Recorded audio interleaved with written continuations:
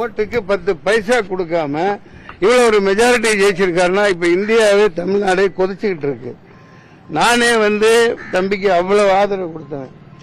அப்புறம் ஏதோ அந்த வேற சில காரணங்களால் அவரை என்கரேஜ் பண்றதுக்கு தான் நான் இடையில பிரஸ் மீட் உங்களை எல்லாம் வரவழைச்சு சொன்னேன். தரையில இருக்கணும், இந்த மாதிரி மக்களோட மக்களா உழைக்கணும்னு.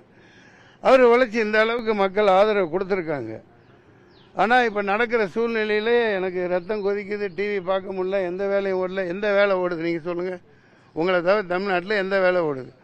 டீ கடை, ஹோட்டல் கடையில் எங்கேயும் கேஸ் இல்லாமல் எல்லாம் இதாக கிடக்குது.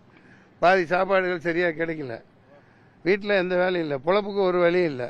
ஒரு அரசு தேர்ந்தெடுக்கப்பட்டது ஒரு வாரமாக இப்படி நிப்பாட்டி இருக்காருன்னா இது முழுக்க நடுவண் அரசின், ஒன்றிய அரசின் அயோக்கியத்தனம். என்ன பெரும்பான்மை? என்ன நடைமுறை? இது வரைக்கும் என்ன நடைமுறை? பெரும்பான்மை ஒன்று சட்டசபையில் தானே நிரூபிக்கணும்.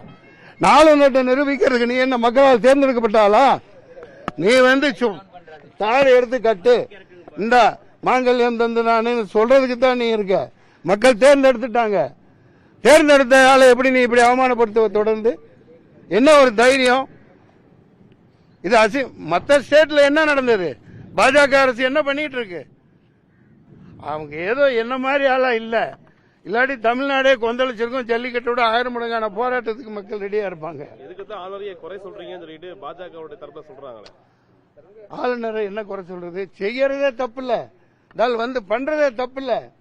ஏங்க எவ்வளவு ஒரு 2 சீட் இருக்குது, 2 சீட் இல்ல, அவங்க சட்டசபையில நிரூபிச்சுட்டு போறாங்க. அதுதாங்க மாண்பு, அதுதாங்க நடைமுறை. அது எப்படிங்க நீங்க மாத்தலாம்?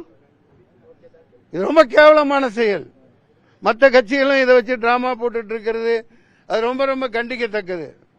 நன்றி, நன்றி, வணக்கம். நான் ஆளுநர் மாளிகையை 98லயே கவர்னர் மாளிகைக்கு எதிராக கிரிக்கெட் ஆடி விளையாட்டு திடல்கள் இல்லைன்னு போய் போராட்டம் பண்ணுவேன். நான் கட்சி உறுப்பினர் இல்ல. ஒரு பயங்கரமான ஒரு சக நடிகர் ஆதங்கம் ஆரம்பத்திலிருந்து ஆதரவு கொடுத்தவன். அதனால ரொம்ப மன வருத்தமா இருந்தது.